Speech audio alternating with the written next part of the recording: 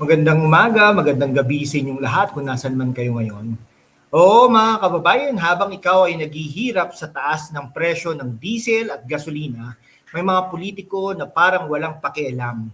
Spiking inflation sa 7.2% noong April 2026, highest in years. Dahil sa oil crisis mula sa Middle East tensions, pero si Representative Miro Kimbo, chairman ng Ways and Means, ano ang kanyang role? Today, tayo'y tatalakay deeply, fact-based, walang bias para sa inyo, mga kabataan na future ng bayan.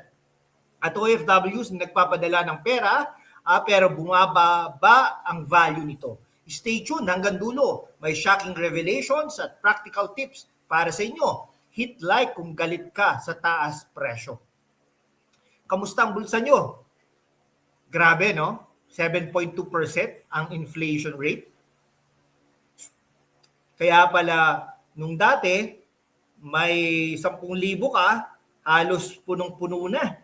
Umaapaw na ang pushcart. Pero ngayon, 10,000, baka wala pang kalahati o 1/4 lang ng pushcart. Ganyan po ang inflation. Ganun po natin inilalarawan ang inflation.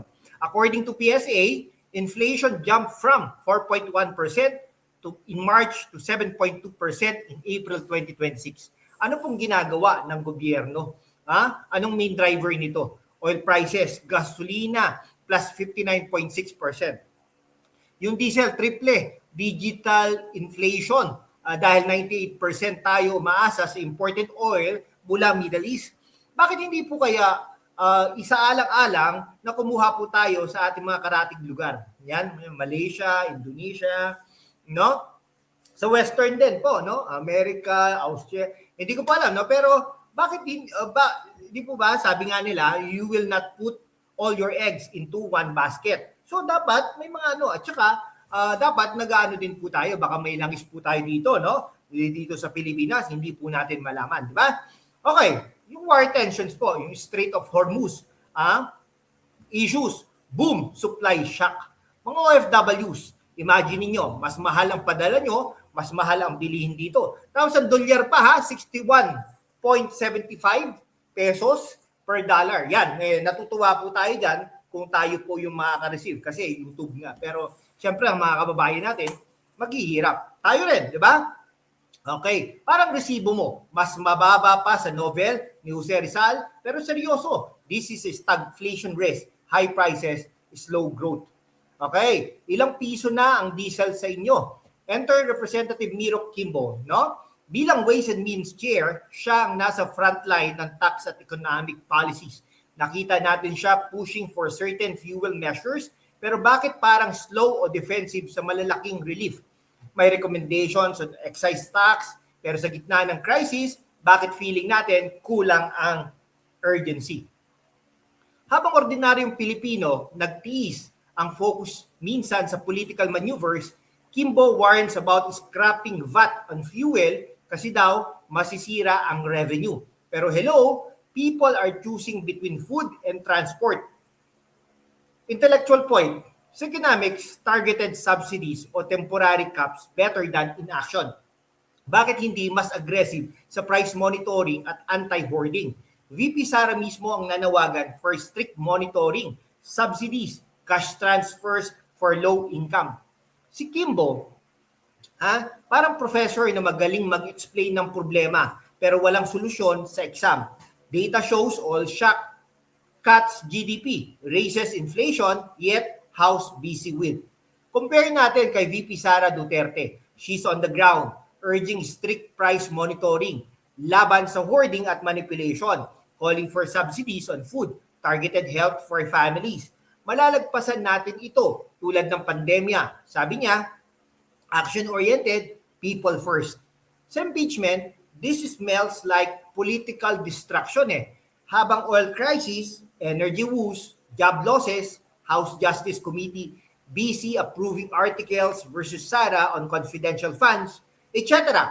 Duterte camp calls it misplaced priorities, politics over people. Classic, Sara represents continuity of strong leadership, anti-corruption in her way, focus on education at welfare. Para naman sa mga kabataan, She's relatable, direct. For OFWs, stable governance means better economy for your remittances.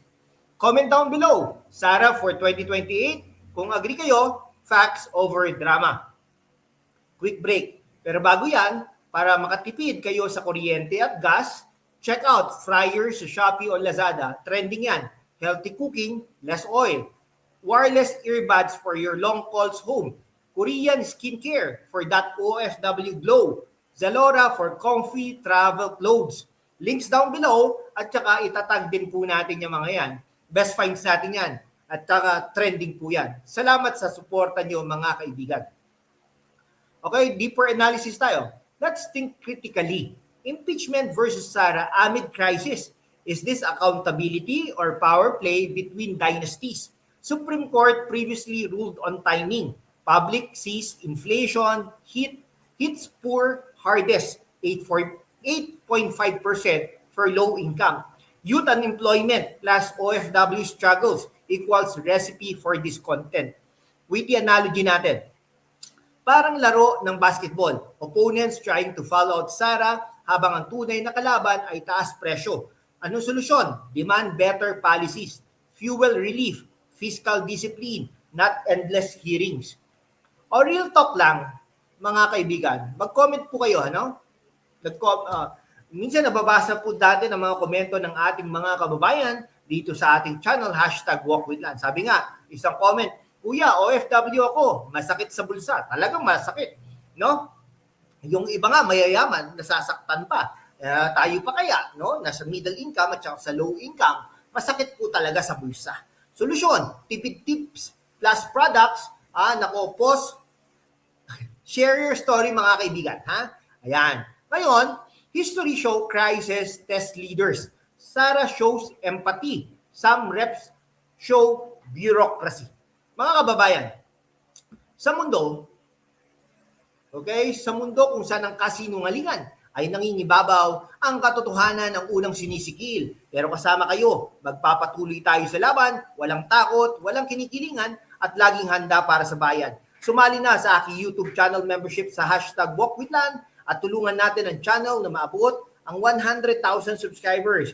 Ang inyong suporta, ang susi sa kalayaan natin para ipagpatuloy ang pagbabalita ng katotohanan. Salamat at kita-kits sa laban. Like, subscribe, share to your OFW groups and barkada. No?